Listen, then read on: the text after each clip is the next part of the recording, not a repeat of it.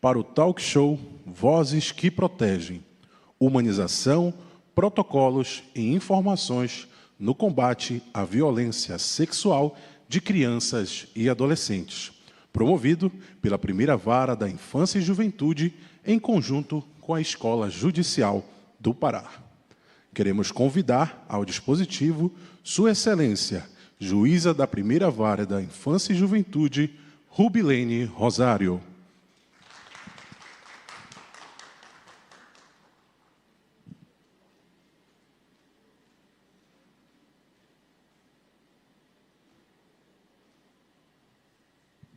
Obrigada. Bom dia a todos e todas. É com imensa alegria que a gente faz hoje o nosso talk show Vozes que Protegem, protege nossas crianças e adolescentes e do abuso e combate à exploração sexual, né? Então, nós estamos aqui hoje reunidos, Poder Judiciário, Escola Judicial, para a sociedade como um todo, Poder Legislativo, um Ministério Público, as escolas que fazem parte do projeto do Juizado Vai à Escola, para que a gente possa dar voz, né, a esse enfrentamento e juntos, de mão dadas, a gente consiga passar a mensagem da proteção, a mensagem da gente dizer não ao silêncio e sim buscar medidas eficazes que realmente possam proteger nossas crianças e adolescentes. Então, é com alegria, com imensa satisfação que a gente chama o doutor Diego Martins, que é mestre em Segurança Pública, assessor de juiz do Tribunal de Justiça do Estado do Pará, professor convidado da Infam e da Escola Judicial, membro do Comitê de Enfrentamento à Violência Sexual contra a Criança e Adolescente do Estado do Pará, para compor aqui. O Diego, bom dia. Senta ali, né? Eu vou sentar aqui. Senta aí. Isso. Nós vamos chamar agora a deputada Ana Cunha, do Socorro Magno Cunha, médica ginecologista obstetra, política brasileira, afiliada ao MDB, que exerce seu 6º mandato consecutivo como deputada estadual na Alepa. Deputada.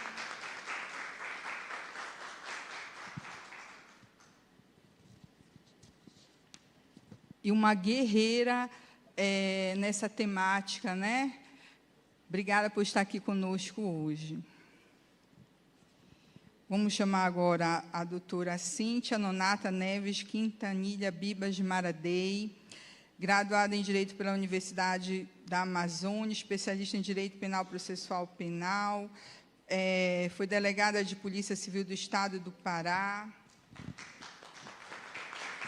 promotora de Justiça da Infância, ouvidora do Ministério Público, e é um currículo tão extenso e amiga querida, parceira das nossas ações do Poder Judiciário. Agora, a doutora Albeli Lobato, promotora de Justiça da Infância, e também amiga querida, que faz parte também conosco das nossas ações, projetos. Bom, o Vozes que Protegem, a gente inicia com a palestra do doutor Diego Martins, e a nossa proposta de nós estarmos aqui hoje é de passar a mensagem para que a sociedade como um todo, que as famílias comecem a enfrentar essa temática, comecem a buscar, a se sentir também membros desta causa, juntamente com o Poder Judiciário. Todas as vezes que a gente vai falar sobre esse assunto, e é geral, infância e adolescência, a gente sempre ressalta que é uma responsabilidade solidária, não é só o poder público, mas é a família e a sociedade como um todo. Então, esse Vozes que Protegem é para todos nós, todos que estão assistindo, todos que estão aqui hoje presentes, que a gente possa compartilhar esse momento com vocês e sairmos daqui seguros de que nós estamos buscando o melhor como política pública, o melhor para que a gente possa proteger de forma eficaz as nossas crianças e adolescentes do abuso sexual nelas, né? Então, doutor Diego, fica à vontade.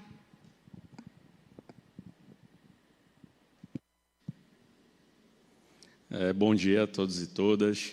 Doutora Rubilene, muito obrigado pelo convite. Cumprimento também as nossos colegas que estão dividindo a mesa comigo, deputada Ana Cunha, doutora Cíntia, doutora Albeli. É uma enorme satisfação estar aqui. Bom dia a todos que nos assistem aqui presencialmente, quem nos assiste também pelo YouTube. Para fins de acessibilidade, eu sou um homem branco, cabelo preto, barba fechada.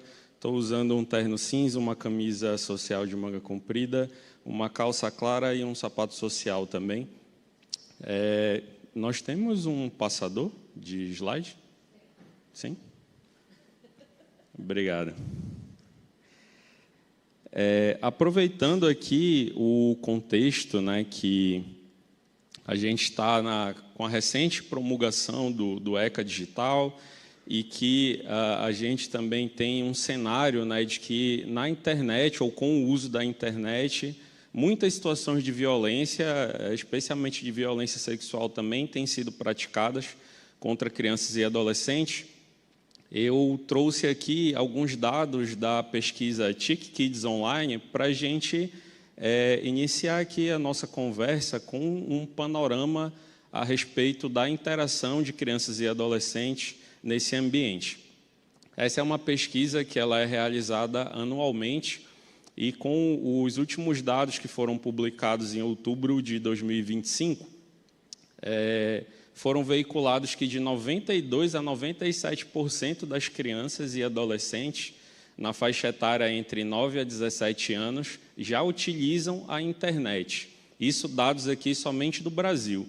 Isso representa algo em torno de 24 milhões de jovens conectados. Esse acesso, a pesquisa também aponta que ela tem se dado cada vez mais cedo, sendo que aproximadamente 85% das crianças com menos de 10 anos elas já estão conectadas. O celular ele se apresenta como o principal dispositivo de acesso, utilizado por cerca de 98% desse público. O uso ele também se mostra intensivo, cotidiano e com grande parcela acessando plataformas digitais várias vezes ao dia. Entre as ferramentas, né, que esse público costuma utilizar, o WhatsApp ele aparece com 70% do uso frequente, seguido do YouTube com 66%, o Instagram com 60% e o TikTok com 50%. Além disso, 29% desses jovens já relataram experiências negativas ou ofensivas na internet, indicando a exposição a riscos digitais. Cerca de 30% já tiveram contato com pessoas desconhecidas de forma online, evidenciando também uma vulnerabilidade nesse espaço. E aí, né, dessas pessoas pesquisadas, 93% declararam utilizar para atividades acadêmicas. E um dado também bem interessante, não sei se todos vocês já conhecem inteligência artificial generativa, como o ChatGPT, Claude, Gemini. Cerca de 65% deles relataram que já utilizam inteligência artificial, sobretudo para estudo e produção de conteúdo. E aqui é um ponto assim, bem interessante, porque no próprio Tribunal de Justiça a gente já tem recebido algumas situações de adolescentes utilizando ferramentas dessa natureza para praticar violências contra outras crianças e outros adolescentes. Então, nesse primeiro momento, inclusive, já cabe, né, uma reflexão a respeito de como tem se dado esse acesso. Então, as famílias, as instituições já têm adotado estratégias, medidas para que esse acesso ele se dê de uma forma orientada, supervisionada, segura? Quais são as medidas para efetivação da cidadania digital têm sido implementadas para evitar situações dessa natureza? E aí nós estamos, né, como a doutora Rubilene já mencionou, no mês de maio, por conta do caso Araceli. Vocês já ouviram falar do caso Araceli alguma vez? Sim? Essa flor que está aparecendo na tela também, vocês já viram em algum lugar? Sim? Então, o caso Araceli foi uma brutalidade que aconteceu com uma menina de apenas 8 anos de idade, lá no Espírito Santo, que ela foi sequestrada, violentada sexualmente, depois foi morta e tentaram desaparecer com o corpo dela para evitar serem responsabilizados. Foi um caso que aconteceu em 1973, né? E aí queria convidar vocês a pensarem como era a comunicação e a divulgação das notícias, né, nos anos 70, para um fato que aconteceu no Espírito Santo, por exemplo, chegar ao conhecimento aqui do estado do Pará. E mesmo com todas essas dificuldades da época, foi um caso que ele gerou grande comoção nacional, né, por conta da brutalidade, e que essa caminhada, no ano 2000, foi promulgada uma lei federal que instituiu o Dia Nacional de Enfrentamento à Violência Sexual, que é o dia 18 de maio, que foi o dia que esse crime tão brutal foi praticado. E essa flor, ela foi instituída pelo Conselho Nacional de Direitos da Criança e do Adolescente como uma flor símbolo da campanha nacional. Então, essa resolução do CONANDA, ela institui, inclusive, né, a utilização desse símbolo em eventos, caminhadas e outras modalidades de mobilização relacionadas a essa temática, em memória muito da menina Araceli e de tantas outras, né, que, infelizmente, passam por esse tipo de situação ainda hoje. E aí eu trouxe, inclusive, né, para conversar aqui e complementar o nosso diálogo, o último levantamento que eu fiz com base nas situações que foram levadas ao conhecimento de uma delegacia no estado do Pará, no intervalo de 5 anos, de 2019 a 2023, somente de crimes sexuais praticados contra pessoas de 0 a 17 anos, crianças e adolescentes, de acordo com a legislação que a gente tem em vigor. Então, olha, somente aqui no estado do Pará, nesse intervalo de 5 anos, a gente teve 19.631 crimes sexuais, né, só das situações que foram relatadas, registradas no boletim de ocorrência, numa das delegacias dos 144 municípios aqui do estado. No primeiro momento, a gente pode olhar para esse número e pensar assim, nossa, que número grande, né? Quantas pessoas foram vitimizadas. Mas, diante do cenário de uma violência que acontece essencialmente no ambiente doméstico, que geralmente as pessoas que deveriam proteger são as que figuram na condição de autoras da violência, às vezes os próprios familiares, a gente tem um cenário que aponta que esse número, na verdade, representa apenas entre 8% a 10% de tudo o que aconteceu. Se essa estimativa estiver correta, né, e nesse período tudo o que efetivamente aconteceu tivesse sido registrado, era para a gente ter algo em torno de 200 mil crimes sexuais somente no estado do Pará. E aí, desse número dos registrados, né, que é o que a gente consegue trabalhar, quase 90% das situações elas foram praticadas contra as meninas. Né? Pelo menos de acordo com os dados oficiais, elas têm sido o principal alvo desse tipo de violência, mas é importante chamar a atenção que, embora num percentual menor, a gente também tem meninos que passam por essa situação de violência, mas que por conta, inclusive, do atual arranjo social que nós vivenciamos, é possível que a subnotificação desses casos seja ainda maior, né? Que os meninos eles enfrentem ainda mais dificuldade para pedir ajuda, para relatar uma situação de violência. Os homens eles figuram, né, em 98% das situações enquanto autores E aí eu chamo a atenção da mesma forma, né, que embora num percentual bastante reduzido, de acordo com os dados oficiais, nós também temos mulheres, né, que figuram na condição, né, de praticar esse tipo de violência. Dentro dos horários em que esses crimes foram praticados, a gente separou em 4 grandes blocos, que seria o bloco das 6 da manhã ao meio-dia, de meio-dia às 18 horas, das 18 à meia-noite e de meia-noite às 6 da manhã. E a gente percebeu uma grande concentração desses crimes sendo praticadas das 6 às 18 horas, que é o horário, né, que geralmente as crianças elas estão ou deveriam estar sob maior vigilância, seja da família ou seja da instituição que ela estiver frequentando dentro desse horário. Mas a gente também tem situações, né, às vezes, de falta de creche, de falta de uma retaguarda formal, para que o cuidador ele vá trabalhar e essa criança fique em segurança, e às vezes ela acaba ficando sob os cuidados de um outro familiar, às vezes de um vizinho, às vezes num grupo de irmãos o mais velho acaba assumindo essa responsabilidade e acaba favorecendo, infelizmente, esse tipo de violência.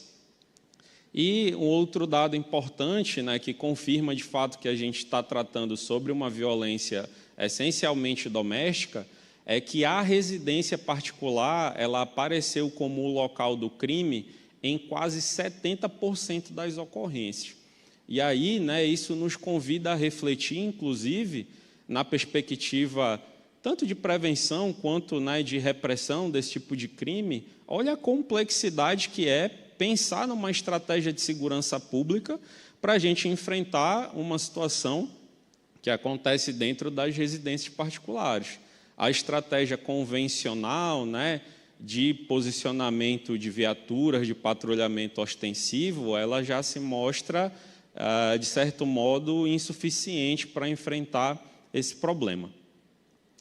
Esse aqui foi o produto final dessa pesquisa, foi um infográfico que está disponível no portal Educapes, né, para consulta, para download, e é um instrumento que a gente deixa, né, à disposição, especialmente do parlamento, doutora, né, que em agosto a gente vai ter novamente a discussão, né, sobre o orçamento público do ano que vem, e é bastante importante que a gente tenha, de fato, um carinho especial ao discutir a destinação de recursos, especialmente, né, para as pastas do Estado, que tem como responsabilidade principal desenvolver essas ações, seja de prevenção, seja do atendimento adequado a essas vítimas.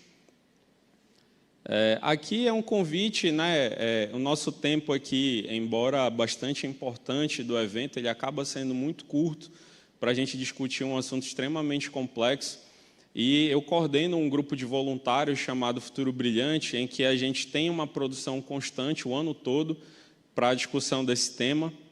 E aí a gente convida vocês a participarem lá do nosso grupo de WhatsApp para receber informações, materiais.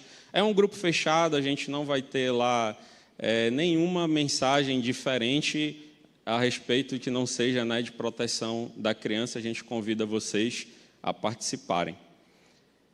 Aqui são as nossas atividades. Eu vou mostrar aqui, ao final da minha fala, um vídeo, que é uma estratégia baseada em educação popular, que a gente já utiliza para orientar famílias, para formar profissionais e a gente ampliar essa rede de segurança.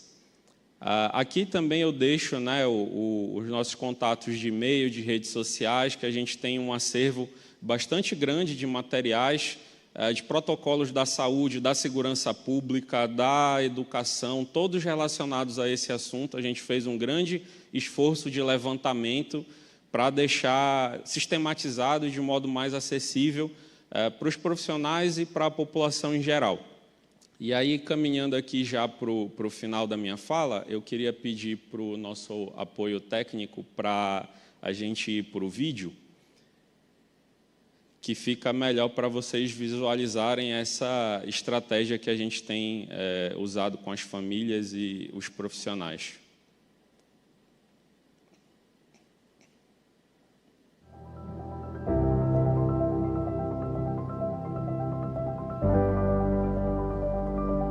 Futuro Brilhante, ele é um trabalho que é muito diferenciado, sabe?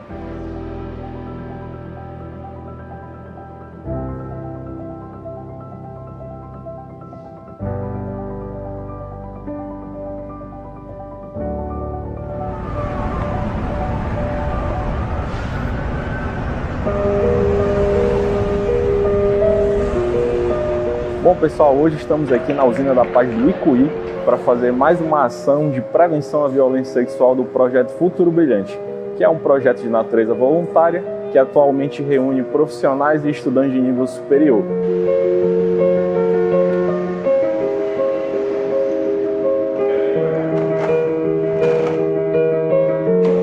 Eu vejo muitos outros projetos que fazem ações momentâneas, geralmente no final do ano.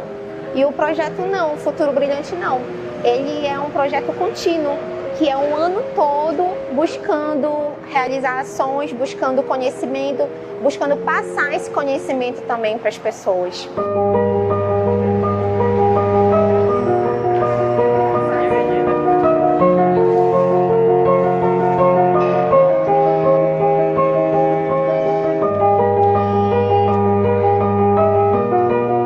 Feliz por fazer parte desse projeto, porque é um projeto muito diferenciado, é um projeto que pega e ensina de fato, busca aprender também e procura sempre o ano todo estar levando esse conhecimento, essa prevenção de violência sexual contra crianças e adolescentes para as famílias do nosso estado. A gente trabalha nesse formato aqui de semicírculo para fazer um momento de abertura e depois eles são divididos em grupos, onde cada grupo vai receber um caso hipotético relacionado à temática da violência sexual cometida contra crianças e adolescentes, e eles vão discutir e dar suas opiniões, enquanto as crianças vão participar de atividades de música, pintura e também finalizar com um jogo de tabuleiro. A educação, ela vai levar a gente para o futuro, e sem educação, o que vai ser das nossas crianças? Então a gente sempre procura priorizar também essa questão do incentivo à educação, distribuindo material escolar para as crianças, para que elas não desistam de estudar.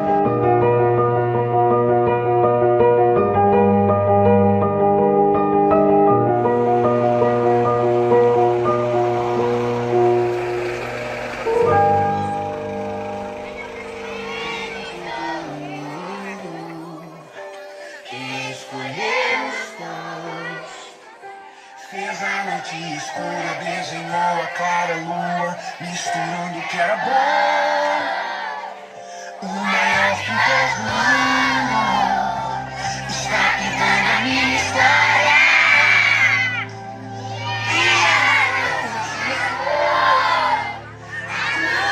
No céu da cor, o maior pintor do mundo está pintando a minha história.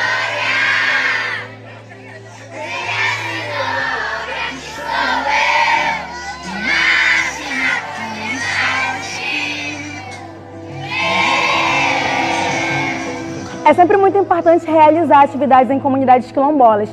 Essa parceria com o projeto Futuro Brilhante é muito significativa para mim, enquanto quilombola, e para o nosso coletivo, para o projeto Perpetuar. Eu acho que a gente sai daqui fortalecidos com um aprendizado para a vida. Não só para construir dias melhores, mas para sermos melhores também. É emocionante para mim, é gratificante. A gente já está aqui há muitos anos. Eu venho aqui desde 2018. De 2018 para cá, tinha criança que era bebê de colo e que hoje está correndo. E que a gente está vendo crescer. Tipo, a Maria Isis, que eu acho que vocês até viram quando ela veio me abraçar, eu conheço ela desde bebezinha. Todo ano a gente vem aqui e ela me vê e ela quer bater uma foto, ela quer estar perto da gente. Porque para ela é importante que a gente venha aqui. Mas para a gente é muito mais, para mim é muito importante vir. O Natal Solidário, que é o que a gente está fazendo aqui hoje, é o encerramento do ano para o Futuro Brilhante. Então é uma forma de homenagear as nossas origens. E agradecer também que foi o primeiro lugar que abriu as portas para a gente realizar uma ação solidária dessa natureza. E é um momento que a gente vem também para confraternizar entre todos os voluntários, os parceiros, as madrinhas e os padrinhos. É um trabalho que parece que tudo a gente vai trabalhando para culminar hoje. Hoje é o nosso ápice. Tanto que é o nosso último dia de atividade do projeto do ano. Agora, só ano que vem, a gente volta a trabalhar tudo de novo para dezembro do ano que vem acontecer esse momento. tudo que precisa ser mobilizado de alimentação, de deslocamento, de voluntários, todos os serviços que a gente traz para a comunidade.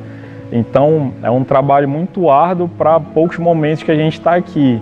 Então, de fato, às vezes a gente fica cansado, fica desanimado, pensa em desistir, mas com certeza, quando a gente chega, recebe esse carinho, essa retribuição das crianças, faz tudo valer a pena e dá vontade de vir fazer a 10ª edição, com certeza.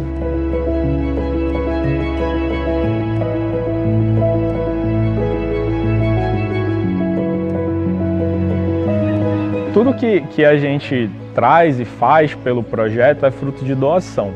Então, nada disso aqui seria possível sem todas essas pessoas que já vieram conosco, né? É um projeto que tem bastante a acrescentar para a gente, enquanto Liga, e a gente poder trazer para a comunidade um pouco do nosso conhecimento e não fica restrito na academia, mas trazer para a comunidade é muito bacana, é uma experiência assim, única, sem igual.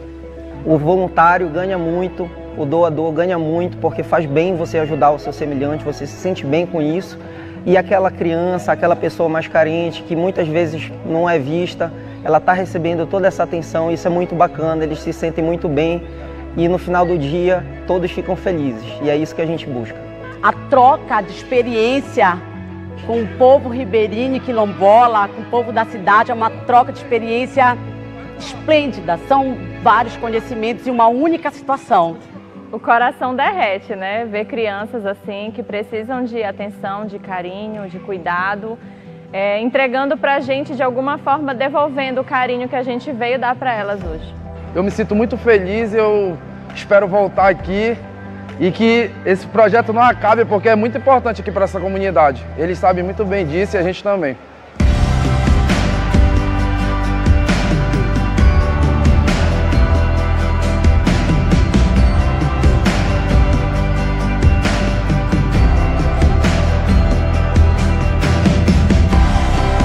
Eles esperam muito que a gente venha aqui, eles nos recebem com muito carinho, então isso me emociona bastante.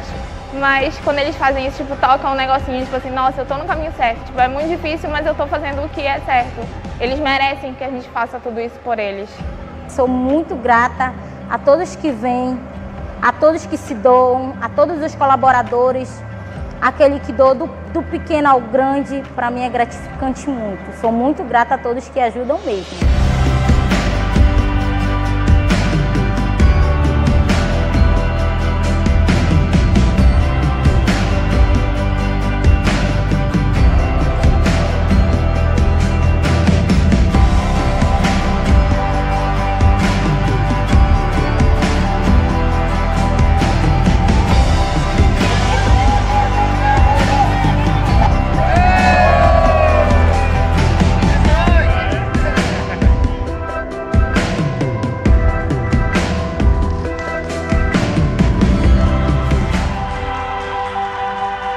Obrigado, gente.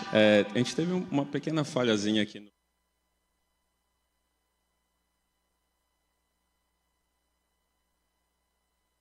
Essa comunidade ali no quilômetro 24 da alça viária, a gente atualmente, além de lá, tem feito itinerâncias aqui em Belém, Ananindeua, utilizando essa estratégia da pintura, da música, do jogo de tabuleiro, para trabalhar com a criança a nomenclatura correta das partes do corpo, a diferença entre um toque de carinho e um toque abusivo, reforçando com ela a importância, né, dela ter um adulto dar confiança dela para ela procurar caso ela se sinta desconfortável com alguma situação e, ao mesmo tempo, trabalhando com as famílias, alertando que o perigo, infelizmente, ele está dentro das casas, né, que a pessoa que pratica esse tipo de crime, ela não tem uma característica física que possibilite a sua identificação, geralmente é uma pessoa acima de qualquer suspeita, é uma pessoa, né, que às vezes tem ocupação lícita, tem família constituída e gera ainda mais dificuldade quando se revela uma situação dessa natureza.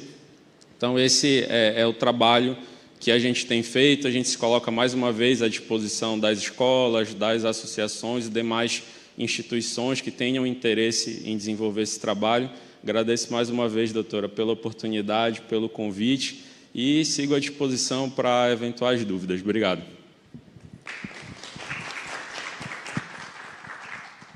Obrigada, Diego. O Diego é parceiro aqui da Primeira Vara. Eu namoro ele para ele vir para cá conosco. Hoje ele já é nosso agente, né, de proteção da Primeira Vara. E a gente pretende que o Diego leve essa proposta para todas as escolas que fazem parte do projeto do Juizado Vai à Escola, que ao todo hoje são 35 escolas, né? E que estão nos assistindo. A gente pediu para que fosse divulgado pelas escolas que fazem parte do projeto. E, assim, eu vou fazer um pequeno comentário do que ele colocou para vocês, né, a questão da era digital, né? Esses dados, esse conceito de crime com relação às crianças e adolescentes do abuso sexual, ele tende a mudar. Ele tende a mudar. Por que ele tende a mudar? Porque antes, para que fosse consumado o crime, era necessário que houvesse o toque, né? Mas a era digital diz diferente. A era digital, ela entra pelo celular, entra pelas telas de uma forma geral, e como bem colocado pelo Diego, né, a todo momento.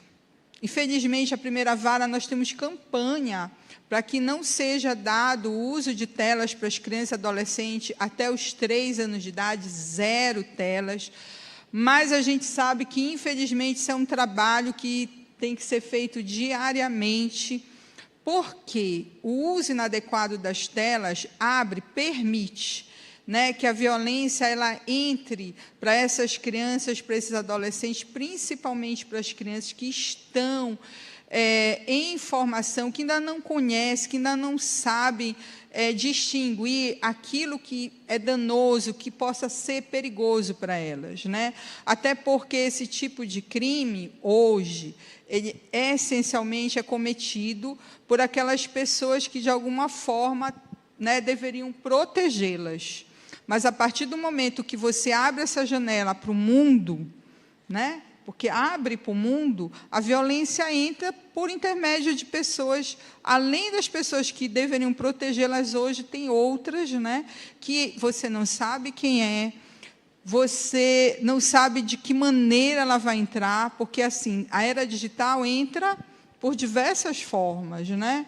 Então, não precisa ter o contato, mas quando você entra através de um jogo, através de uma conversa no WhatsApp, que faz com que aquele adolescente faça nudes, entendeu? Faça uma série de situações que podem levá-las a cometer, inclusive, suicídio, né? Quer dizer, leva ao adoecimento mental, à ansiedade, à depressão, enfim, a perda da vontade de sair de casa, e aí impacta nos estudos. Então, a gente tem que estar realmente alerta e observar essa mudança para que realmente as políticas públicas elas tenham essa abrangência também, né? Porque esses dados eles tendem a mudar, né? A partir do momento que o perfil do fato que consolida aquela ação como delituosa, ela muda, né? Hoje, especificamente hoje, ainda dentro do contexto doméstico e familiar, ainda é predominantemente por pessoas que a criança e o adolescente estão sob a guarda, a tutela, onde há a confiança, né? É um pai, é um padrasto, é um avô, é um tio, é um amigo, né? Mas, assim, a identificação dessas ações, elas são importantíssimas, né? Porque, assim, você tem que entender o seguinte, que não é tão simples identificar determinadas situações de abuso sexual. Outro dia eu estava vendo um vídeo onde uma apresentadora ela fala, e muito bem colocado, a questão da diversão, da brincadeira, né? Então, por meio de uma diversão, de uma brincadeira para uma criança, também pode ser um abuso, né? Também pode ser uma violação de direitos. Então, assim, a gente tem que estar muito atento. Aí eu gostaria que o Diego ele colocasse, já que as escolas estão participando, para nós, quais seriam, né, os principais protocolos de acolhimento para essas crianças e esses adolescentes dentro do contexto escolar. O que uma escola, né, se deparando numa situação de uma criança ou de um adolescente que entende que é vítima de abuso sexual e chega para a escola, e chega para um professor, chega para um cuidador e consegue falar e consegue pedir ajuda. O que a escola deve fazer? Obrigado, doutora, pela pergunta. Isso aí eu entendo que vai variar um pouco, dependendo se a escola é estadual, é municipal ou é particular. No âmbito da SEDUC, há uma instrução normativa que disciplina quais são esses protocolos a serem seguidos. Aqui no município de Belém, a SEMEC também tem uma regulamentação a respeito disso, e algumas escolas particulares também já possuem. Mas, de modo geral, é uma situação que pode causar bastante desconforto, né, no profissional para lidar com essa situação. Então, a primeira orientação é manter a calma, levar a criança para um espaço reservado para evitar a exposição, ouvir com atenção, procurar fazer o registro fidedigno dessa informação, principalmente para evitar que essa criança precise repetir mais vezes para diversos profissionais essa situação de violência, e especialmente que façam as comunicações devidas, né? Seja a de natureza obrigatória para o Conselho Tutelar, seja as demais conforme as necessidades, né? Sejam elas de saúde, sejam elas para tratamento das repercussões dessa violência de natureza psicossocial, e até mesmo o acionamento jurídico das instituições, como o Ministério Público, a própria Delegacia de Polícia Civil, para dar andamento no processo de apuração e responsabilização dos autores, mas lembrando sempre que é fundamental evitar a exposição, evitar a repetição do relato, proteger ao máximo, né, para evitar a exposição. E, inclusive, né, essas medidas elas são fundamentais para que se evite, eventualmente, a prática de uma violência institucional e de revitimização dessa criança ou desse adolescente que está passando por essa situação de violência.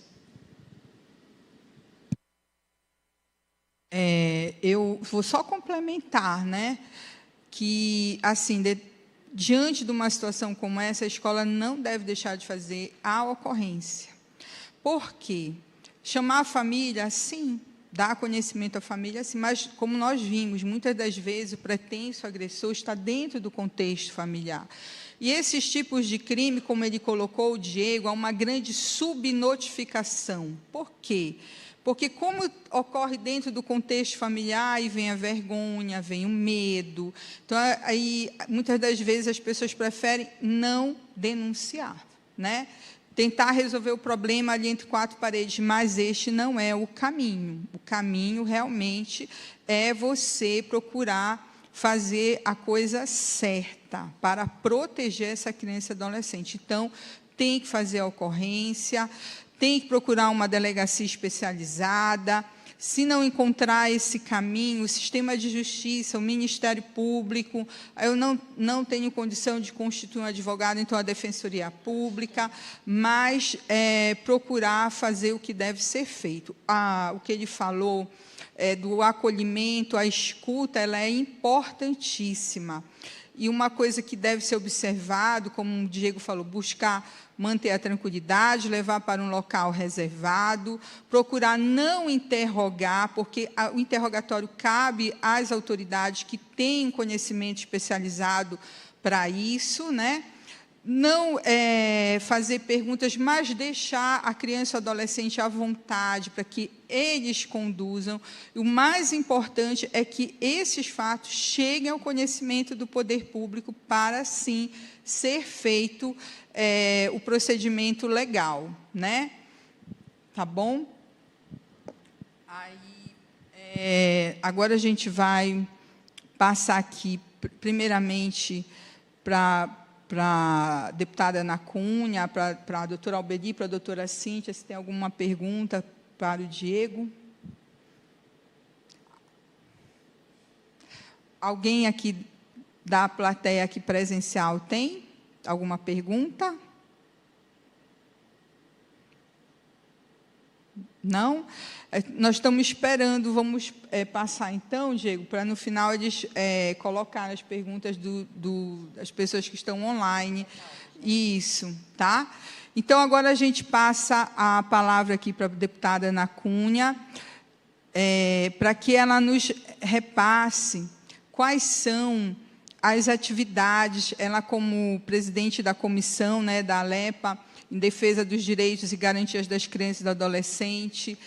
Qual é a temática que hoje essa comissão faz em relação à garantia dos direitos para a exploração do abuso sexual de criança e adolescente? Bem, bom dia a todos e a todas. Eu, inicialmente, gostaria de agradecer o honroso convite, parabenizar a doutora Rubilene por esse tema tão importante para todos nós, como sociedade, como mães, como seres humanos.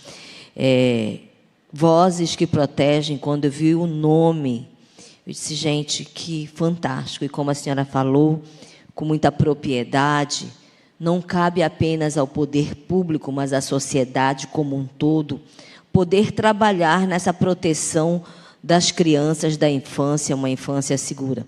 Cumprimentar aqui os meus colegas. Diogo, parabéns pelo teu trabalho. Eu venho do interior e sei o quanto é importante, por menos simbólico que pareça, mas a grandiosidade do que é, e até aqueles que são os mais importantes para nós como sociedade, que é a comunidade, que é uma criança, e levar através de um voluntariado. Né? Você não apenas sensibiliza, mas você educa inclusive aqueles que participam com você desse grande ato. Parabéns pelo teu trabalho. Achei lindo o teu bonequinho barbudinho lá. Eu disse, olha ele, né? Do lado do símbolo da criança. Cumprimentar aqui as minhas colegas também que estão aqui. Doutora Maradei, ali lá. E seu nome é difícil. Albeli, né? E dizer da importância de vocês também, do trabalho das nossas colegas aqui, juizado, delegacia, mas eu acho que o tão grande quanto isso é ter a ousadia de falar, não se calar. O tema não é fácil, o tema mexe com todos. Por quê? Porque ele vai direto ao ponto que muitas vezes esse agressor, esse abusador, está dentro da família. Então, ele mexe com a família, ele mexe com o coletivo e ele machuca muito mais ainda essa criança, porque aquele que deveria amar, aquele que deveria proteger, é o que abusa. E aí, onde começa, onde termina o elo de confiança? Em quem confiar? Primeiro, para dizer, minha mãe vai acreditar que meu pai, que meu primo, que meu avô foi o que brincou, que mexeu, que abusou, que me tocou. Como vai ficar essa criança ao chegar a uma unidade para falar com aquele conselheiro tutelar? Como ela será recebida? Como ela será acolhida? Quais serão os protocolos que serão feitos para com que essa informação chegue da maneira correta e como essa pessoa recebe essa informação? Então, parabéns pelo tema. Essa comissão se sente honrada. Eu aqui represento a comissão. Nós somos 8 deputados que fazem parte dessa comissão e todos, em cada uma das suas regiões, fazem o trabalho com muita altivez. Obrigada. E a humanização, qual é o primeiro passo? Como eu me preparo para escutar? Né? Como é que eu recebo essa criança que me fala que ela foi abusada? Porque o primeiro passo desse enfrentamento é a escuta. E como vou acolher e como colocar esse compromisso como um compromisso coletivo? Essa criança pode levar na escola, ela pode levar numa igreja, ela pode levar naquele local onde ela mais se sente protegida. Porque nem sempre, doutora, a gente sabe que, via de regra, é o professor que percebe. Mas, às vezes, na igreja, o pastor, o padre, no centro comunitário, percebe que aquela criança está mais entristecida, consegue perceber que ela está deprimida, se recusa a ir no momento festivo para a casa de algum familiar, não quer mais ficar com aquele primo na hora que a mãe não está, que está fora. E quando eu até fiz questão de fotografar o horário dos abusos, são no horário que a mãe ou aquele que mais dá segurança está fora de casa. É o horário do trabalho. E daí a importância das creches por todo o Pará, que a Assembleia Legislativa do Estado votou, e hoje nós temos creches em todos os 144 municípios do Estado, como uma ferramenta de enfrentamento, não apenas aquelas mães que têm que ir para trabalhar, mas também uma forma de enfrentamento ao abuso e à exploração sexual. Porque a gente sabe o quanto é importante essa criança estar no contraturno ou no horário que a mãe está trabalhando, ela está num local seguro. E que seja um local seguro.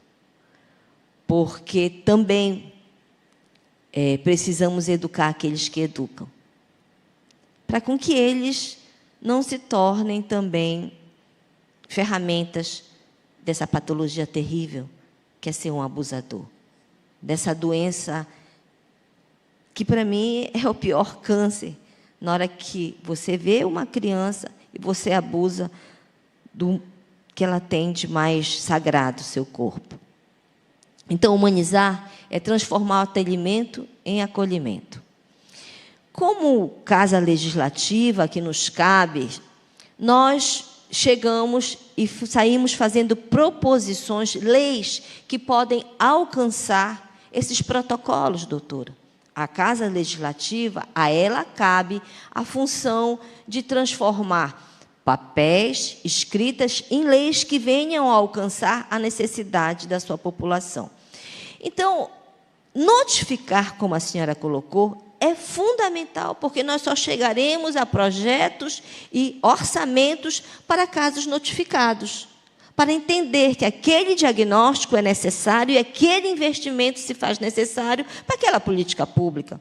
Então, na notificação, e aí nós vamos um pouco antes da criança nascer, nós precisamos fazer também a notificação compulsória da mortalidade materna, porque a infância começa desde a gestação.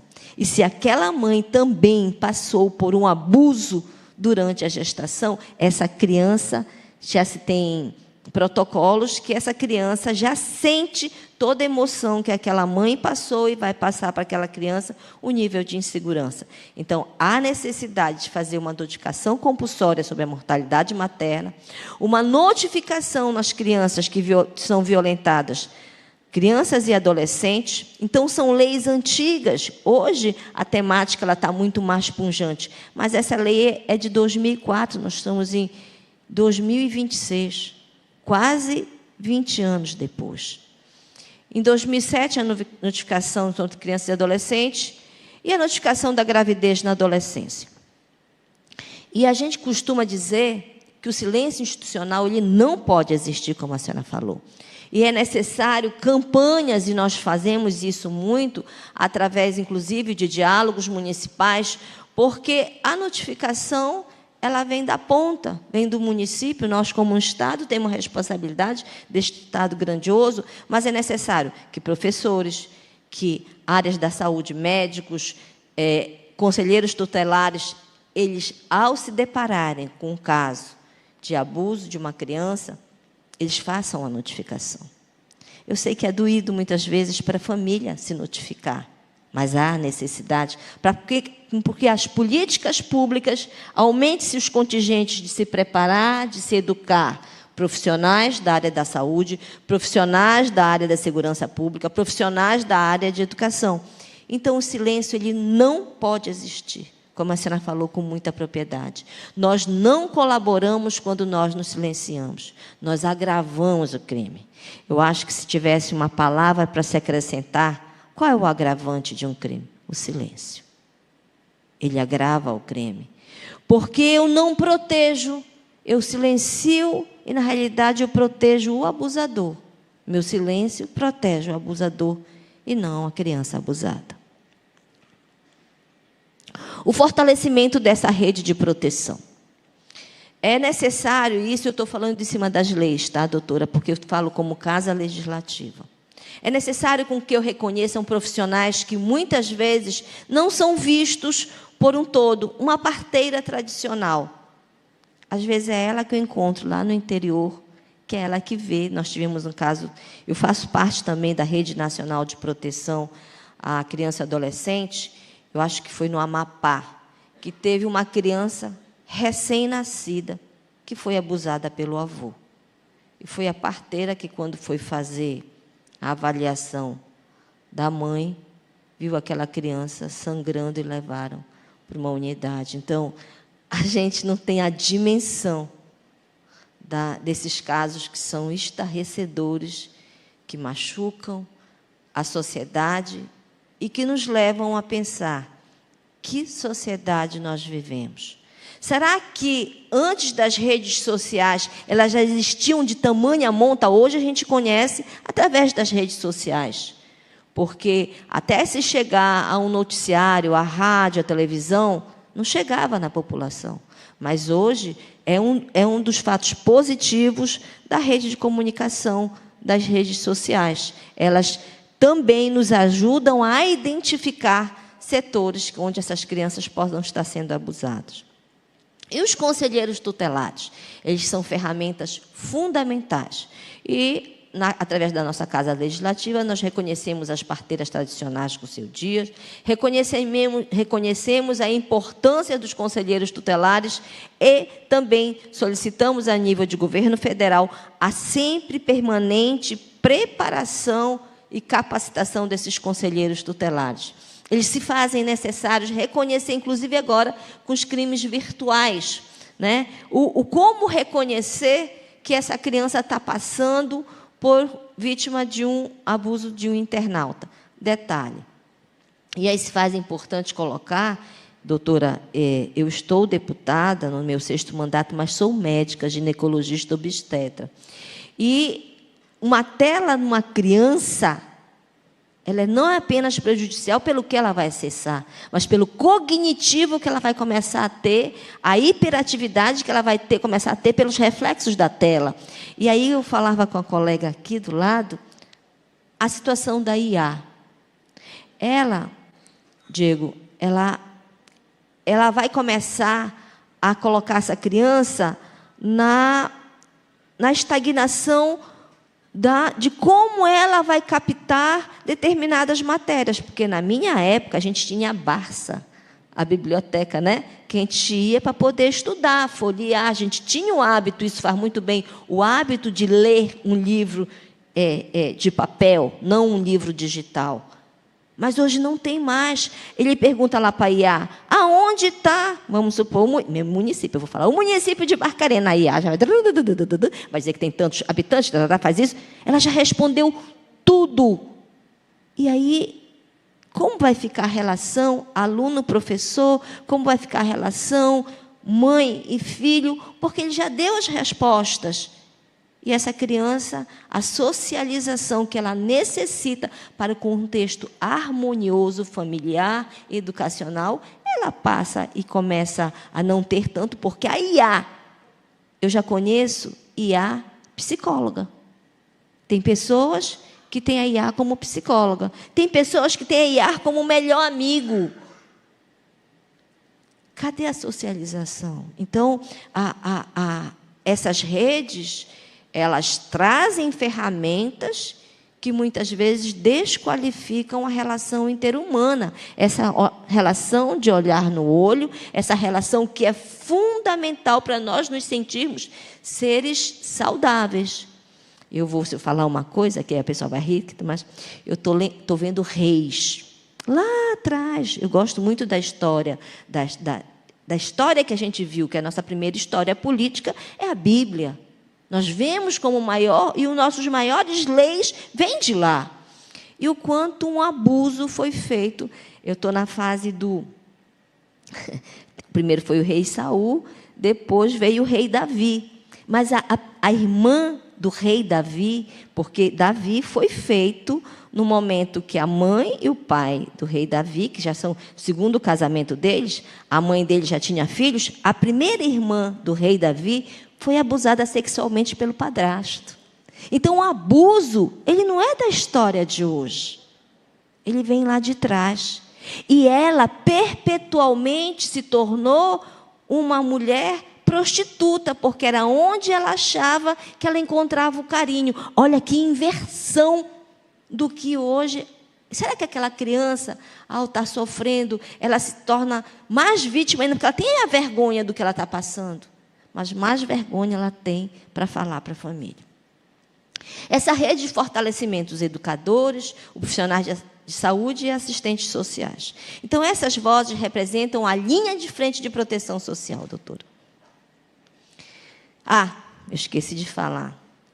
Todas essas imagens são imagens de IA, tá? As crianças elas não são verdadeiras, são crianças criadas por uma IA. Eu também me esqueci de me descrever.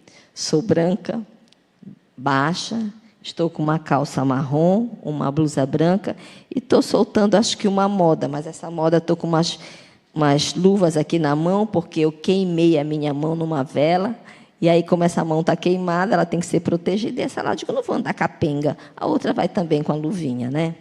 Então, essa é a Ana Cunha, estou passando para aqueles que não têm o visual, mas apenas ouvindo junto às redes sociais, que nossas vozes sigam firmes, que nenhuma violência seja invisibilidade. A informação vire ação, que os protocolos virem proteção e que a imunização seja sempre o nosso norte. Não adianta, doutora Rubilene, ter protocolos se quem recebe esta criança não acolhe e não a protege. Então, é necessário também que os órgãos de segurança, ao receber uma denúncia, saibam acolher essa criança, para, como o Diogo falou, ela não precisa sair de fala em fala e ela ser revitimizada. E que a humanização seja sempre o nosso norte. Muito obrigada. Eu agradeço por essa importante participação. E agora eu queria passar um filme, como você passou, eu não ia passar, mas já que teve a importância, porque um pouquinho do que essa comissão faz é importante. Nós temos 3 grandes... Já vou passar. Temos 3 grandes linhas de frente, que o problema, que agora, como falou... Só um minutinho, já segura ele. Uma criança... Dá para segurar? Só um minutinho. Como a doutora Rubilene colocou, o problema do abuso e exploração sexual infantil, ele não é um problema institucional, ele é um problema de todos nós. Nós precisamos ter coragem de falar com firmeza, porém com acolhimento e com respeito àquele que está sendo vítima. E também o que se fala dos crimes cibernéticos, quem vê cara não vê crime. Mas, para a gente falar de tudo isso, é necessário que esta comissão saia em todos os municípios, e nós temos os diálogos da primeira infância, crianças e adolescentes na Amazônia. Nossos rios são nossas ruas e nossas dimensões são continentais. Por isso, a cada um que nós conseguirmos passar a mensagem, ele será um multiplicador da rede de proteção. Pode passar o filme, por favor. Eu aperto aqui, será? Todos os dias, uma criança é ferida. às vezes pelo grito, pelo silêncio, pelo toque que machuca disfarçado de cuidado. A violência tem muitas faces. Ela pode ser física, verbal, psicológica, e tantas vezes ela é invisível. O mundo continua, as pessoas seguem, mas a dor fica, sentada ali, esperando que alguém veja, que alguém sinta, que alguém pare. Um gesto pode mudar tudo. Uma atitude pode reescrever futuros, porque cuidar, proteger e agir tem o poder de transformar uma vida. O problema é nosso, e cada um de nós pode ser parte da mudança. A qualquer sinal de violência contra crianças e adolescentes, denuncie. Disque 181.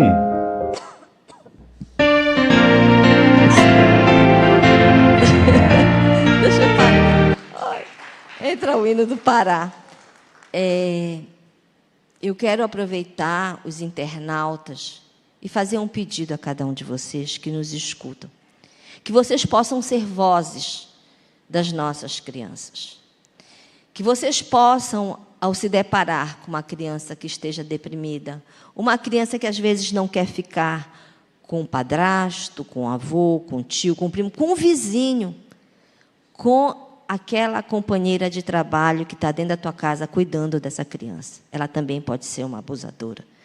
Então, hoje, cada olho, cada olhar, ele possa ter um significado. Aquela criança que eu protejo é um adulto que eu estou salvando. Aquela criança que eu acolho é um adulto que vai ser muito mais feliz, não vai ter cicatrizes, e essas cicatrizes, quem sofreu um abuso, ela é para o resto da vida, e ela precisa saber que nós todos, como sociedade, possamos acolher. Então, doutora, mais uma vez, parabéns por essa relação, coletividade, a senhora que é uma das grandes lutadoras pela infância, essa plateia toda que está aqui, né? Que vocês possam ter sempre muita sabedoria nos casos difíceis, porque existem aqueles que tem muita gente que peça, não denuncie, se cale. Aí eu diria, não cale, fale, porque você vai salvar a criança. Muito obrigada, Assembleia Legislativa do Estado, está sempre à disposição.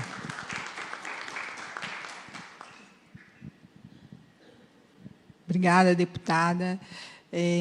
Só uma complementaçãozinha da sua fala que eu achei muito maravilhosa, né? A gente realmente tem que escutar, a gente tem que acolher e tem que ser, como a senhora mesmo falou, o agir, tem que ter coragem para agir, né?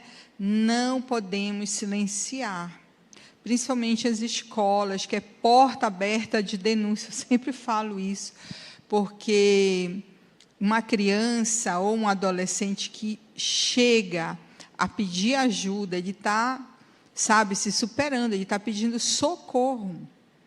Então, tem que ter coragem para agir, tem que fazer o que tem que ser feito.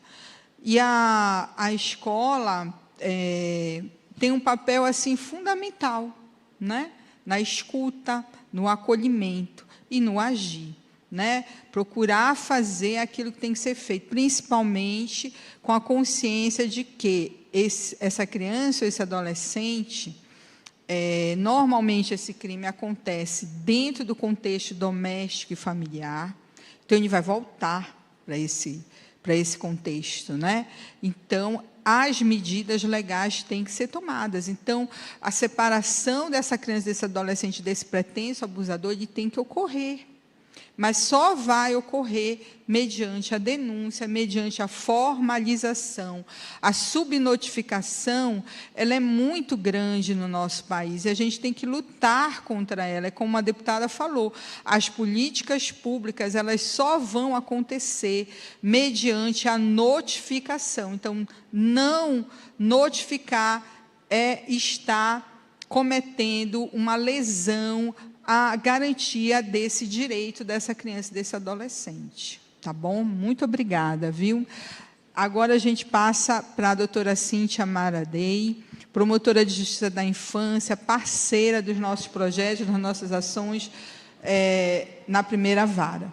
Doutora, com a senhora. Bom dia, eu sou Cíntia Maradei, primeira promotora de Justiça da Infância e Juventude. Não vou falar os outros cargos, mas é um prazer estar aqui com vocês de novo.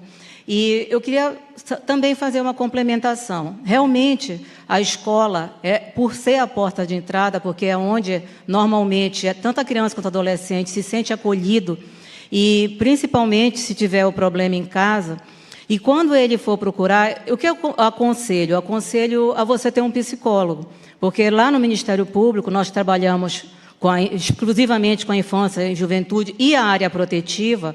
O que é que a gente faz? A gente procura sempre encaminhar para o psicólogo. Nós temos já uma equipe técnica preparada, que é assistente social, psicólogo e pedagogo. Mas eu acho o psicólogo muito importante justamente para não revitimizar essa criança. Ela não tem que contar mais de uma vez, que já é muito dolorido, mas você tem que contar inúmeras vezes. Então, isso, para mim, é um primeiro passo que eu acho que todas as escolas, sejam públicas, sejam particulares, teriam que ter essa sensibilidade para fazer, que nós, não foi fácil também. O próprio Ministério Público, no início, nós só tínhamos 3 técnicos. Hoje nós temos 9. Mas foi com todo o trabalho, muita dificuldade, e a feita do concurso público, mas nada foi fácil. Eu já estou há 6 anos na infância, então nada foi fácil. Como nada, né? Na nossa vida é fácil, é que é verdade. A gente, quando já nasce mulher, já sabe que não vai ser fácil a nossa vida. Então, a gente procura fazer o nosso melhor. Agora, eu aconselho, esse eu acho que é um caminho muito bom, essa parte da psicologia. Até porque nós tivemos já inúmeras audiências com já adultos que foram molestados. Tivemos uma audiência, que a gente não pode falar, mas a doutora Rubilene lembra, de uma moça que tinha problemas com depressão e com transtornos mentais, chorava, e lá, quando a mãe foi ouvida também, ela disse que ela ficou magoada, porque ela contou para a mãe que ela tinha sido abusada pelo padrasto, a mãe não acreditou, ela já adulta, continuava sofrendo. Até hoje sofre, né, e tem essa mágoa porque a mãe não acreditou. Então, isso é uma prova que realmente atinge a vida inteira da pessoa. Não é só quando é criança, quando é adolescente, é para a vida inteira. É mais um motivo que eu sempre recomendo, acho que todo mundo precisa fazer uma terapia, precisa conversar com um psicólogo, porque isso faz a gente ser um ser humano melhor e se entender. Né? Muita gente tem preconceito com isso, mas eu acho que isso é uma coisa fundamental. Por isso que eu acho que para criança e adolescente é muito importante. E os outros, quando a gente vem alguma criança vir falar, ou um adolescente, a gente tem que ver que realmente nós fomos a pessoa escolhida.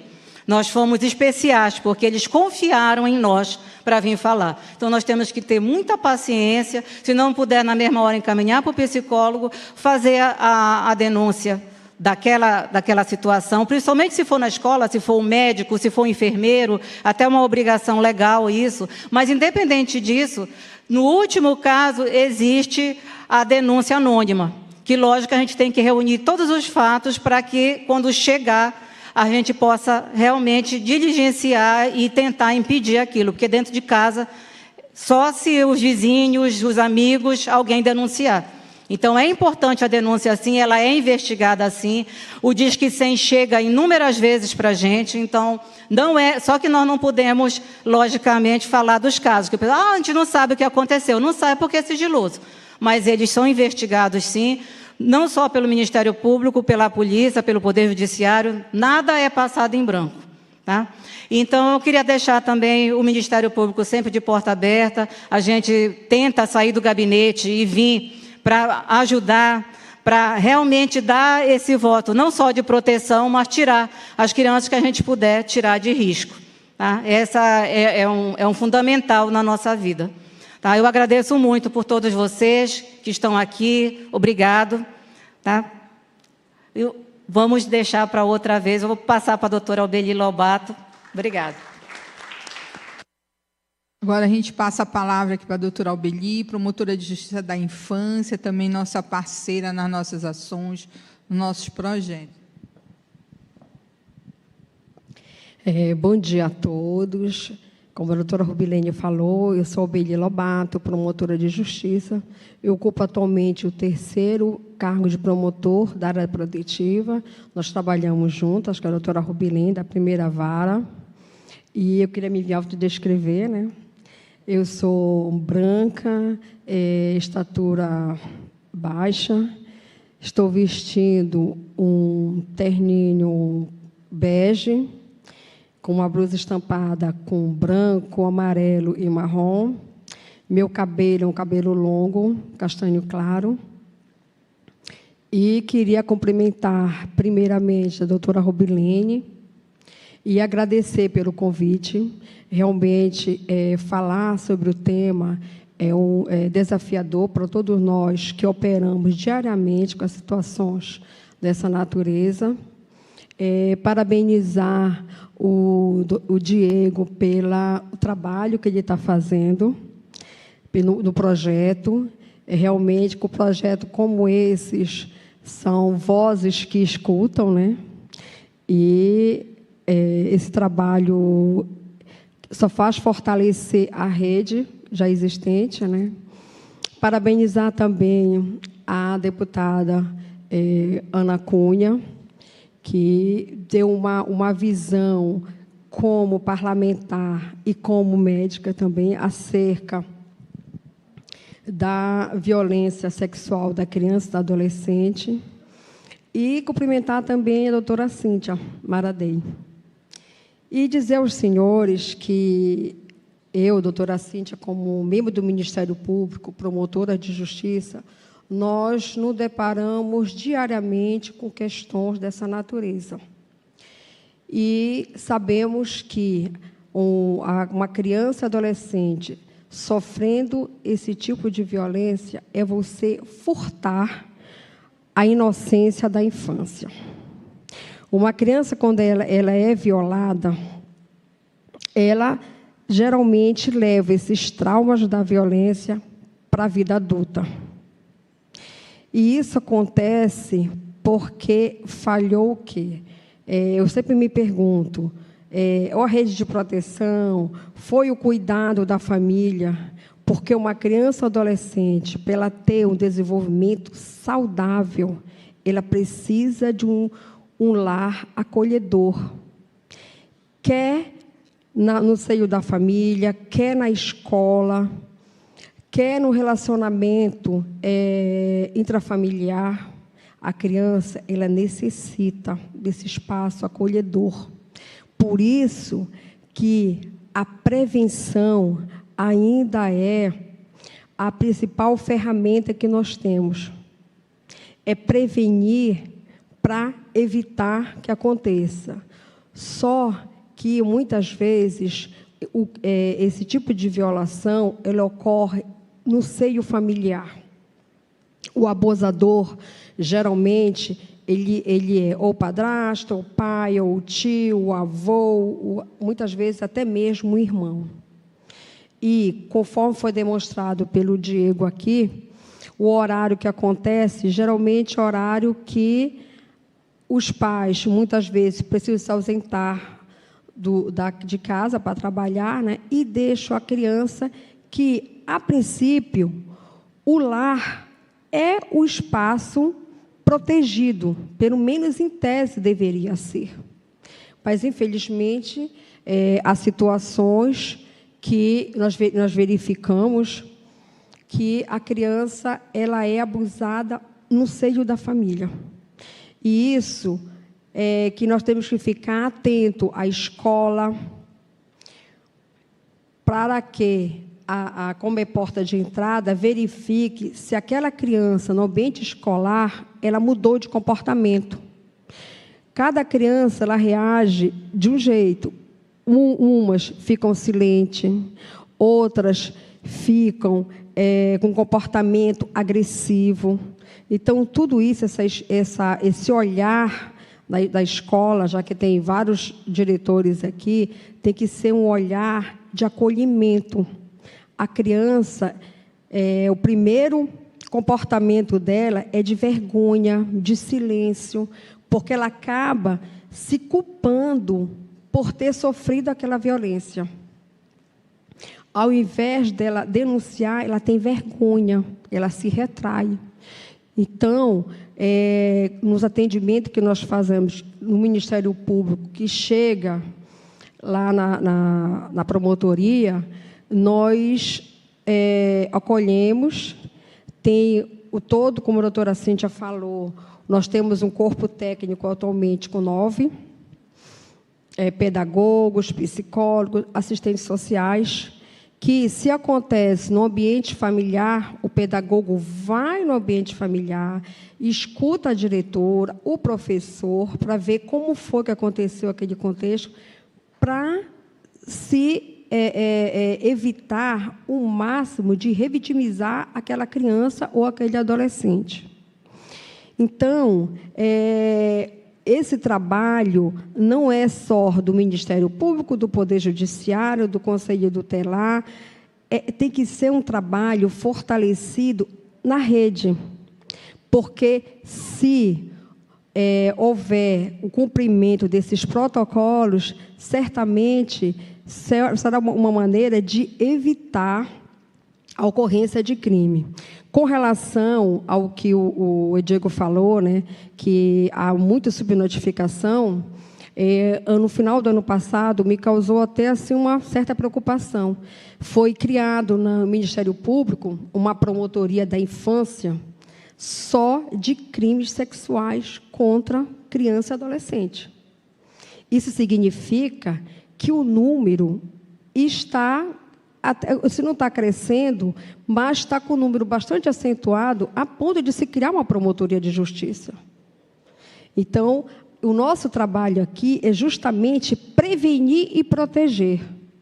Então, doutora Rubilene, eu me sinto assim muito gratificante participar aqui. A senhora sabe do nosso trabalho diário, né?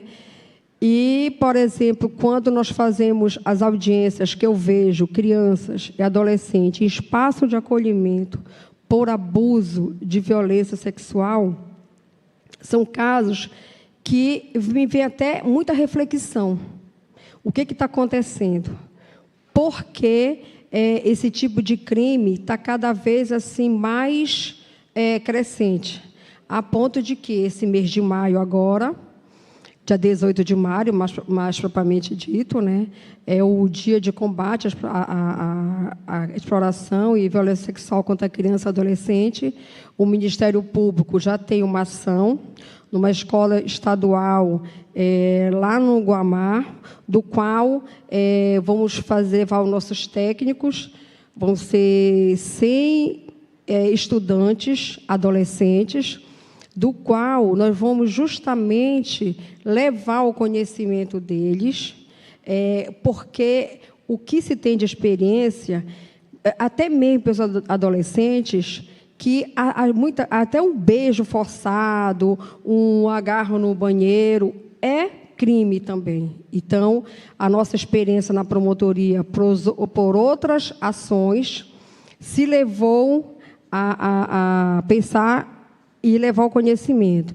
E também com relação a esses crimes virtuais de divulgação de nude nas escolas. Eu tenho um filho adolescente e, constantemente, ele me relata fatos de que foi divulgado vídeo de nude de determinada colega. E eu digo, isso não pode, adolescente comete ato infracional. Então, a preocupação também é até de realmente divulgar e levar o conhecimento das escolas. Eu não sei se as escolas elas fazem uma programação, já tem um protocolo de prevenção desses crimes. Nós sabemos que os adolescentes é difícil, eles estão numa fase de conhecimento, de autoafirmação, mas nós devemos, eu vou assim afirmar, fazer a prevenção. E a prevenção, no meu entendimento, só pode ocorrer se nós fortalecermos a rede. Então, eu queria agradecer, colocar o Ministério Público à disposição. Nós temos o nosso atendimento, que é diário. E se algum da plateia ou no que estiver virtual nos assistindo, e querer tirar alguma dúvida, nós estamos sempre à disposição. Então, meu muito obrigada.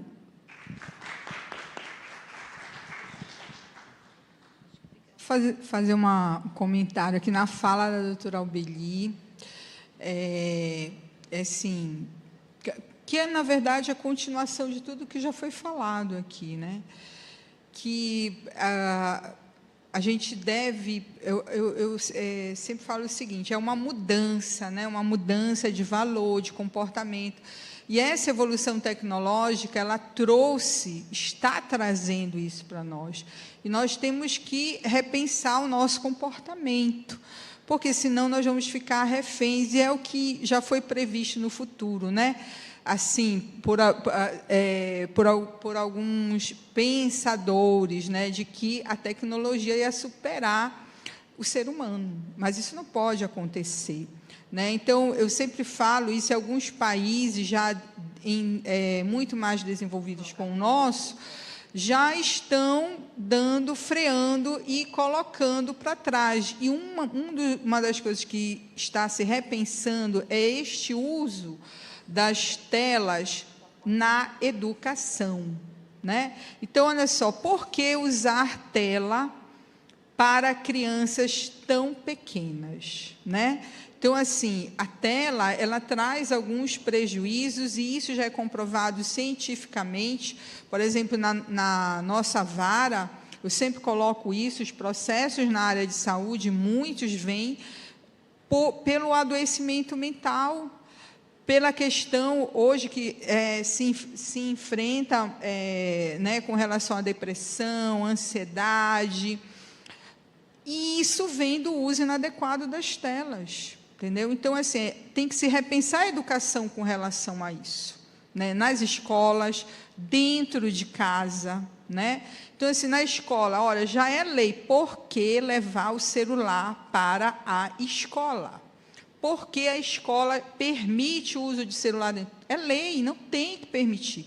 Eu fui dar uma palestra, a gente participando naquele dia, lembra lá tinha uma escola do lado, eu fui dar uma palestra lá e o aluno veio me questionar, porque ele levava o celular e eu disse, não pode, a escola não pode permitir. Isso é lei, entendeu? Então, o adolescente, a criança, eles estão em fase de desenvolvimento, eles estão sendo educados no âmbito familiar e também na escola. Então, as pessoas têm que começar a entender que isso é prejudicial.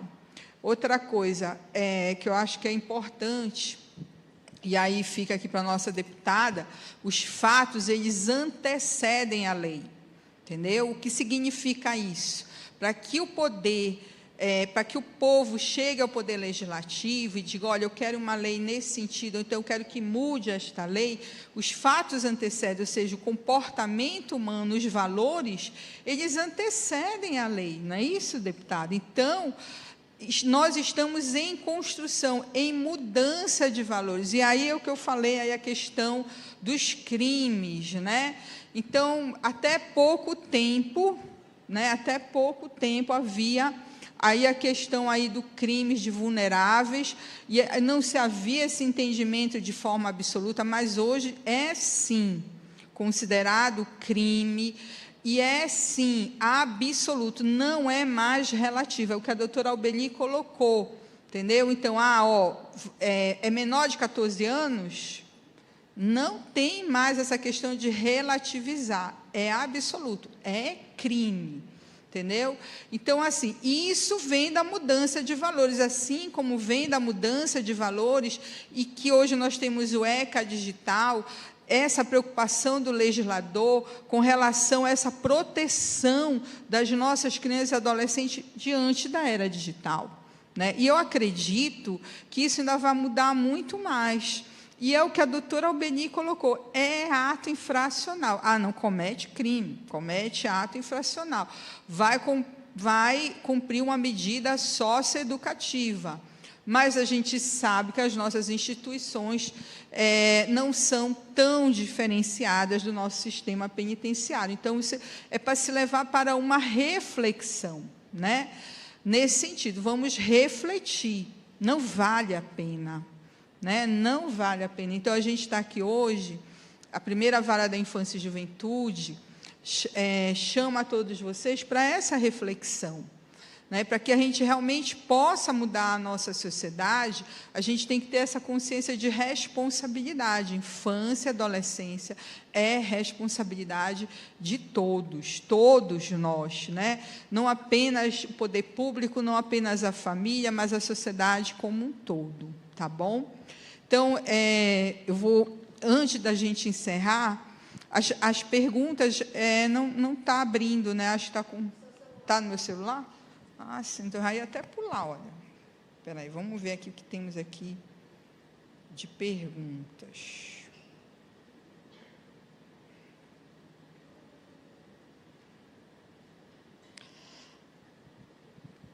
Tem uma pergunta aqui para o Diego. Espera aí. Diego, gostaria que você falasse do Parapaz, Santa Casa e ML, sobre como funciona, porque muitas famílias não conhecem os serviços oferecidos. Tem como falar, Diego?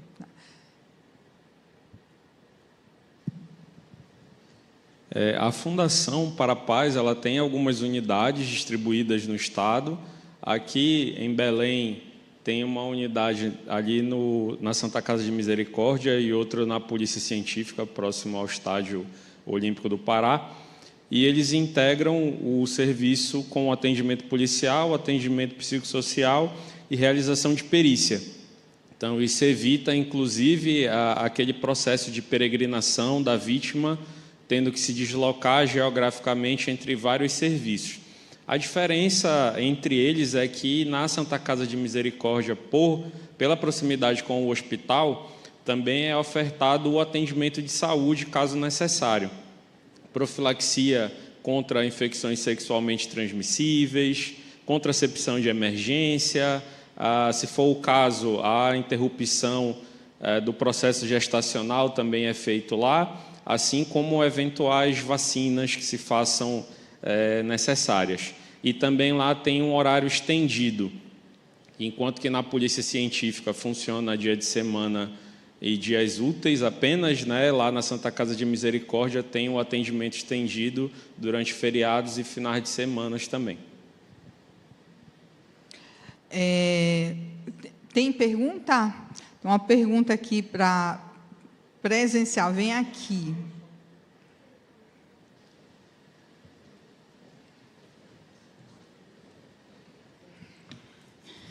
Bom dia, prazer estar aqui.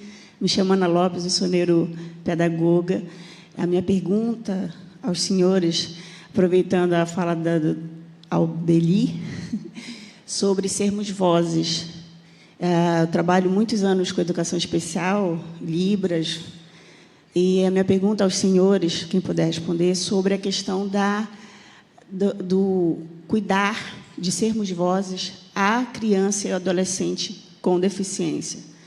E aí eu vou puxar um pouquinho para mim na questão da criança surda, porque nós sabemos sobre a violência gigantesca. No modo geral, existe a violência, mas nós temos o conhecimento que, com a criança deficiente, é muito mais, né?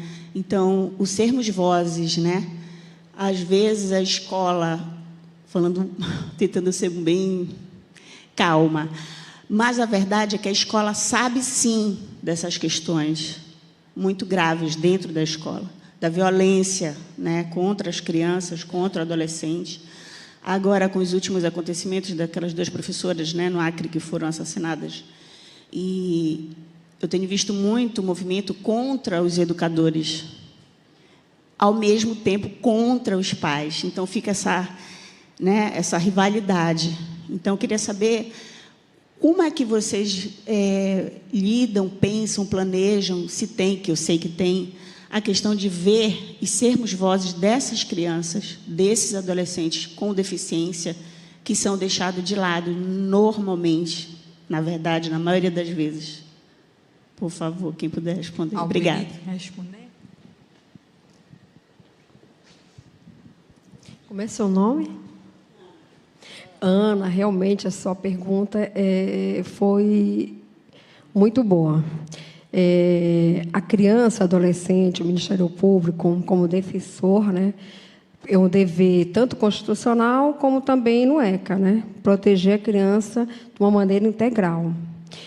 E eu devo dizer que, independente da criança ou adolescente ser portador de alguma deficiência, ela já recebe a proteção integral. Mas, com relação à sua colocação aqui, de que muitas escolas sabem o problema que acontece, mas que procuram ficar só no âmbito escolar, nós só podemos criar protocolos, criar projeto, se nós tivermos conhecimento desses fatos. Por isso que é importante essa interação escola-Ministério Público. E já é o 2º ano que nós fazemos o projeto do Maio Laranja nas escolas. Só que nós, geralmente, elegemos 1 ou 2 escolas.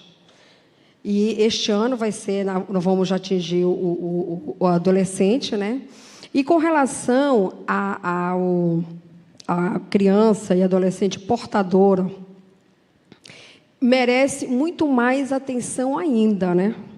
Porque são crianças que, além da idade, ainda são mais vulneráveis por serem portadoras de alguma deficiência. Então, é por isso que o trabalho tem que ser integrado, porque nós não temos assim como chegar e tomar o que acontece no âmbito das escolas. Então, você praticamente fez assim um alerta, né, do que acontece na escola. E, se você quiser lá no Ministério Público conversar, porque a criança adolescente ela é tratada lá não por ser portadora, mas porque a criança e adolescente ela tem a proteção integral do Estado. E o Ministério Público, como guardiã dessa criança, ela tem o dever, nós temos o dever como promotor de justiça, defender o direito da criança e adolescente quando são violados. E a nossa promotoria é a promotoria protetiva. Nós já atendemos casos dessa natureza, inclusive que a criança era portadora e, por isso, ela sofria um certo bullying na sala de aula.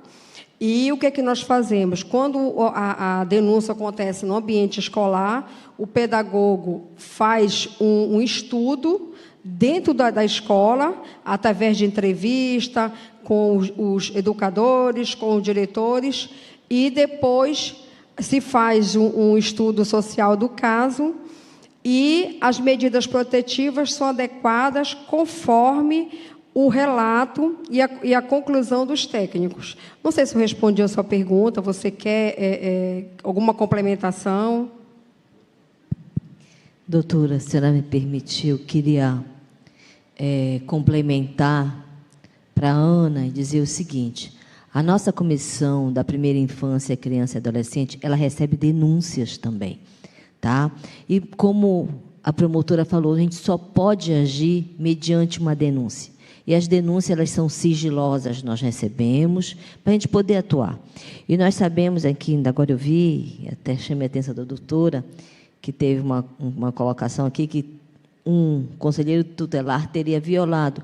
E eu gosto de dizer, inclusive quem estiver ouvindo da plateia, são todos seres humanos, não significa porque o título, nós já vimos médicos abusando pacientes já adultas, não significa porque tenha o título seja de que profissão for, ele vai estar excluso de um processo. Então, é necessário denunciar, seja de uma maneira sigilosa, seja através de um call de denúncias, mas, se não tiver, nós não podemos ter atitudes. Então, há necessidade, nós precisamos com que a sala de aula seja, o colégio seja um ambiente positivo, porém, acontecerão locais que, infelizmente, eu acho que eu fiz isso no final da minha fala, terá lugares que as pessoas irão silenciar, né? Então, já que tem uma outra pessoa que vai estar presente naquele ambiente, ela tem que ser a porta de voz da denúncia, inclusive para crianças que tenham uma necessidade especial. Mas, como a doutora falou muito bem, para a gente não muda se é especial, se não importa para a gente que é criança e adolescente. Lógico, deveria ter muito mais atenção ainda, porque aquela criança necessita de um olhar muito mais atento, né? Mas, e nós temos casos de denúncia de crianças com síndrome de Down. Então, a gente sabe que existem uma série de fatores que precisam ser tomados com muito mais atenção, mas elas só vão ocorrer perante a denúncia. Eu sei que a promotora falou, mas, doutora, deixa eu lhe dizer, ainda há muita subnotificação. Apesar de chegar e ter feito o aumento, ainda há muita subnotificação. Vocês vão achar graça do que eu vou fazer agora, mas vou chamar a atenção em público. Não saíram todos os meus slides que estavam aqui, né? Aí eu disse assim, desculpa, disse, caramba, eu só vou falar isso tão rápido, né? E eu que falo tanto. Mas eu acho que o mais importante do que falar é a gente colocar a conscientização. Nós precisamos que denunciem, para com que todos aqueles que têm a função pública possam fazer leis, possam tomar ações a nível de equipamentos de proteção, mas principalmente que a gente possa garantir com que essa criança seja uma criança saudável. Era também essa minha contribuição, doutora. Né? Queria te agradecer por trazer esse recorte, primeiramente, né, da criança com deficiência. Para quem tiver interesse em se aprofundar sobre esse assunto, o Atlas da Violência é uma das poucas pesquisas públicas, né, de caráter nacional, onde a gente vai ter os dados sobre esse público em específico, principalmente porque das políticas públicas é a saúde que costuma coletar essas informações, né? Pelo menos na segurança pública estadual, a gente não ainda precisa avançar nesse sentido de fazer essa associação, eventualmente, da situação especialmente potencializada, né, por conta da deficiência, ter sido utilizada, eventualmente, como um vetor para a prática de violência. De modo geral, as deficiências que elas implicam em impactos de comunicação, elas vão trazer para os serviços uma dificuldade, um desafio ainda maior, né, de acolhimento, porque em boa parte dos serviços a gente ainda não tem o profissional, por exemplo, de Libras ou outras estratégias ali para conseguir fazer esse atendimento adequadamente, né, embora a gente já tenha a legislação que garanta esse direito, mas ainda precisa caminhar bastante nessa efetivação. De modo geral, a criança considerada típica, ela já passa por essa dificuldade, e aí se usam recursos, né, como teatrinho de bonecos, às vezes a pintura, outras estratégias ali para conseguir com que ela se comunique, né, de modo que o adulto compreenda e sistematize essas informações, mas da pessoa com deficiência, especialmente a cognitiva ou a comunicacional, é um desafio ainda maior. E, para finalizar, a gente tem no Estatuto da Criança e do Adolescente, já há vários anos, o artigo 245, que ele traz uma responsabilidade maior para os profissionais da saúde e da educação, sujeitando esses profissionais, inclusive, a uma sanção administrativa que pode chegar até a 20 salários mínimos, caso ele tome conhecimento de alguma situação de violência envolvendo criança e adolescente e ele não faça as comunicações formais. Então, esse é um mecanismo também, né, para mobilizar esses profissionais a, de fato, assumirem esse compromisso legal, ou também para que eles, eventualmente, sejam responsabilizados, né, caso não procedam como deveria ser. Bom, obrigada. Obrigada, doutora Cíntia, Diego, doutora Albeli, deputada Ana Cunha, por estarem aqui conosco hoje. Hoje, oficialmente, a primeira Vara da Infância e Juventude abre, né, as nossas ações durante o mês de maio, esse enfrentamento, esse combate ao abuso sexual de criança e adolescente, e também as nossas ações alusivas ao dia 25 de maio, que se comemora o Dia Nacional da Adoção, né? Então, a gente abre as nossas ações durante o mês de maio e como nós temos vários parceiros e também como forma de reconhecimento, né, por vocês estarem aqui, mas por vocês lutarem junto conosco, a gente... Socorro, vem cá. A gente separou aqui para fazer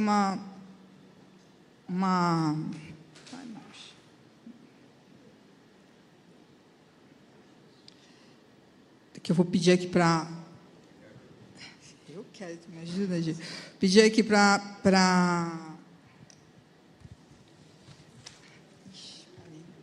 a doutora Cíntia, para a doutora Albeli, entregarem aqui para a deputada Ana Cunha o certificado de amigo da criança e adolescente, né? Dado aqui pela primeira vara. Obrigada por essa parceria conosco, tá? E a gente fica muito feliz da senhora participar e junto com a primeira vara, né, ser esse grãozinho para que a gente consiga modificar. Vozes nas... Doutora Albeli, boa. Tá bom?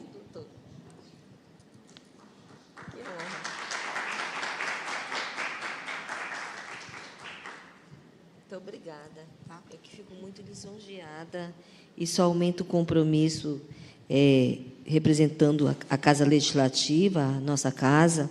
Tenho certeza que todos os deputados não tenham um que não se sensibilize com essa causa, até porque as nossas crianças só serão um futuro glorioso se nós a protegermos. Então, em nome da Casa Legislativa, do nosso presidente Chicão, eu agradeço a honraria e recebo com muito carinho, com muito cuidado, e me comprometendo, viu, Diego, de tu me levar esses dados para a gente sentar junto ao orçamento. E parabenizar a doutora também por esse trabalho maravilhoso. E eu entendi que é o seguinte, as coisas só acontecem com a repetição das vozes, vozes, vozes, assim como a voz da Ana, que teve aqui a coragem de chegar e falar. E nós não vamos avançar se nós nos calarmos. É até meio contraditório, mas é só falando que a gente protege nossas crianças. Muito obrigada e que vocês também possam ser muito abençoadas, protegidas, porque eu sei o quanto vocês também são olhadas e precisam de muita proteção. Muito obrigada, muito honrada pelo certificado. Que honra, hein? A gente também...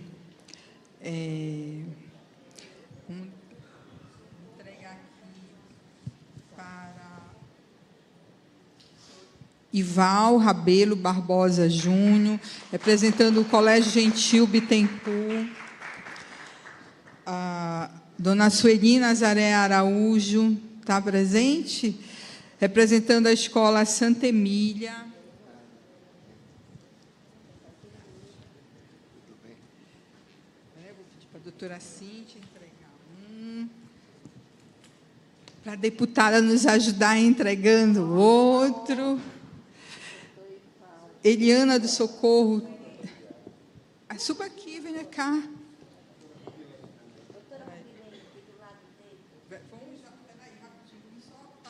Ali da... Vem cá, Socorro. Espera aí, ela tem que... É do Colégio Alfa, né? Venha cá.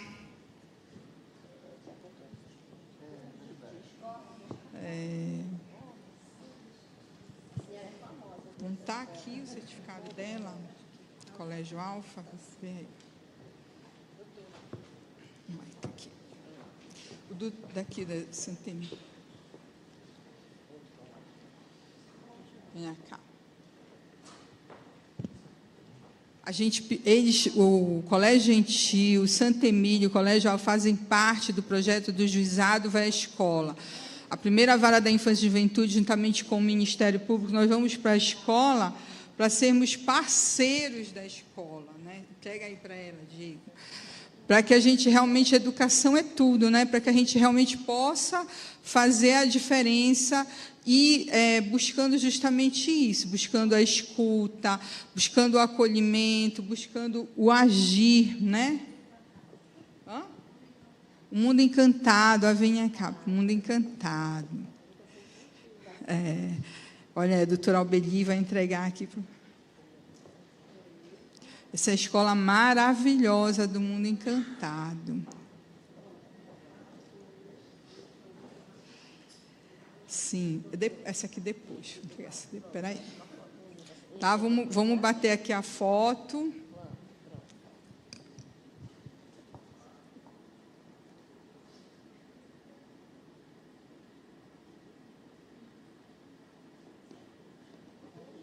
Obrigada, viu, por essa parceria aqui conosco, tá? E aí agora a gente vai fazer a entrega aqui para a nossa querida Flávia Silveira Azevedo da Silva Araújo. Vem cá, Flavinha.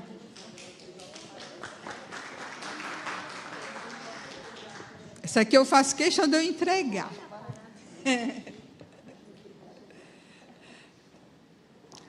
A doutora Flávia é servidora do Poder Judiciário, aqui da Escola Judicial, e ela tem sido, assim, exercer um papel fundamental nas nossas vidas aqui na Escola Judicial, porque ela é que nos auxilia, que nos ajuda nos nossos projetos, nas nossas ações. Muito obrigada, viu, Flavinha? Obrigada mesmo. Vamos bater a foto. Todo mundo aqui com a Flavinha. Vem cá, Diego.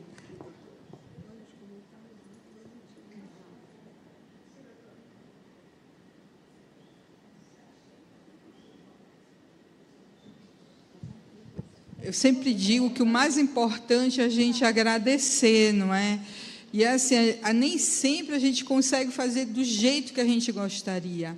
Mas eu digo que Deus põe pessoas, põe anjos, instrumentos no nosso caminho, que vão nos ajudando, e quando a gente vê no final deu tudo certo, até melhor do que a gente imaginava, não é? Então, olha, obrigada, querida, de coração, tá? Então, a gente encerra o nosso talk show, agradecendo a participação de todos e todas que vieram aqui de forma presencial, estão online. A gente espera que vocês reflitam sobre tudo que foi colocado aqui, e a primeira vara da infância e juventude, o sistema de justiça como um todo, eu já estou falando aqui pela senhora, o Poder Legislativo está de portas abertas para a proteção das nossas crianças e adolescentes. E a prevenção, ela é tudo, né? Vamos prevenir, vamos criar formas, mecanismos, ações para que não venha a acontecer. Para não acontecer é o caminho, né? Olha, vou lhe falar, a primeira vez que a gente fez a reunião, não foi? Eu chamei as escolas, vieram todos armados, com advogados, achando que nós íamos tomar medidas legais. Não, nós queremos ser parceiros, nós queremos agir na prevenção, para que não venha a acontecer, para que a gente realmente, né, faça da nossa educação um diferencial na vida das nossas crianças e adolescentes. Muito obrigada, a gente fica muito feliz com a participação de vocês, tá?